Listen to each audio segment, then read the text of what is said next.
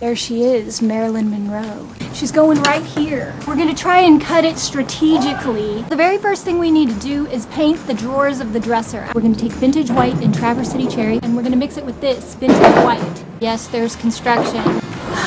And we're gonna try and come up with that same exact pink right there. We're gonna mix Traverse City cherry right here. See it? Traverse City cherry. And we're gonna try and get it to match so it all blends together. I have created many different colors by mixing the CeCe Caldwell paint together. If there is a shade you want to make, ask for the recipe on the CeCe Caldwell Facebook page.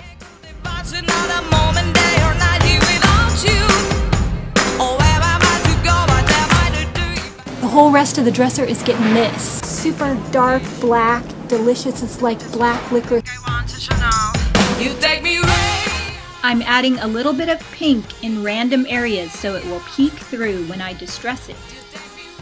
You can see here I keep a dish of water next to my paint and dip my brush in it randomly to create a smooth finish. If you're in the San Diego area, check out the Community Resource Center thrift store in Encinitas. This dresser was a great deal. Here I am very lightly rubbing back the paint to reveal some of the color underneath with a damp cloth. Satin finish will provide a smooth surface for decoupage. I wouldn't use wax as it might discolor your paper. Now all we have to do is add Marilyn, and then we're done. This is the best part. I measured each drawer and cut the poster strategically into 4 pieces, keeping in mind not to cut across the eyes or mouth and marking the center point of each drawer. Then I applied Mod Podge over the entire drawer and used a brayer to smooth out my first section of the poster. Marilyn is not cooperating today, so yeah, and there's birds. When I put it on, it was really lumpy, even with the brayer. There was just a whole bunch of air bubbles, and then I tried to press it down, and then I smeared gunk all over Marilyn's forehead. This time I think I'm going to cut her off of her background so there's less surface area. We're going to try it again because I think if it does turn out, it'll be really cool. And if it doesn't, it still might be cool. Who knows? We're just going to wing it. And to top it all off, the day before Halloween, I'm in Michael's and they don't have another poster, so I had to drive to another Michael's that was 30 minutes away. They wouldn't answer the phone. And so then when I finally got through, they said they didn't have it, but I was almost there, so I went in and they did have it. So here we go, round 2. Here's a close-up. You can see all of the air bubbles and the wrinkles. It even looks like Marilyn is crying. So now it's time to scrape off the paper and try again.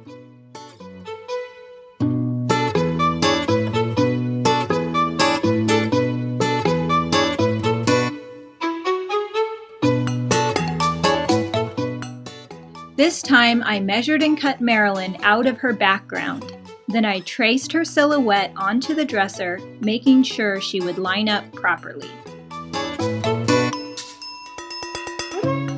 Instead of trying to glue the entire piece at once, I attached each quarter in small sections, making sure that the first section was completely dry before moving on. This way your paper will not slip and it will line up properly. It's also important not to apply too much Mod Podge, keeping your squeegee clean so that you don't get uneven glue marks on your paper. I really like the squeegee tool instead of the brayer. It worked well to push out the air bubbles, and you can find it at the craft store right next to Mod Podge.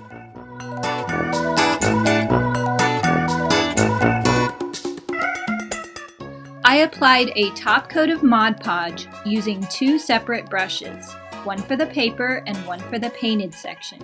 I was concerned that the Mod Podge could reactivate the paint and bleed onto the paper. And she totally worked out this time. It's tricky, but if you follow the instructions, you can do it. I took off the original hardware and I just went and got these plain simple knobs. 2 of these for $1.50 at the hardware store. I'm gonna paint them so that they blend in with the dresser. And I'm going to cut out part of the extra poster and decoupage it onto here. I took off the original hardware and painted the wooden knobs to blend in with the design of the poster. Because I had some of the first poster left over, I cut out matching pieces and decoupaged them onto the knobs where the design overlapped.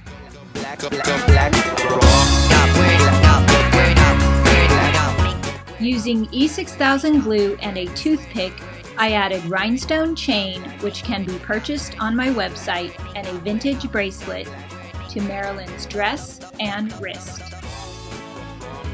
The final step is to add the knobs and you're done.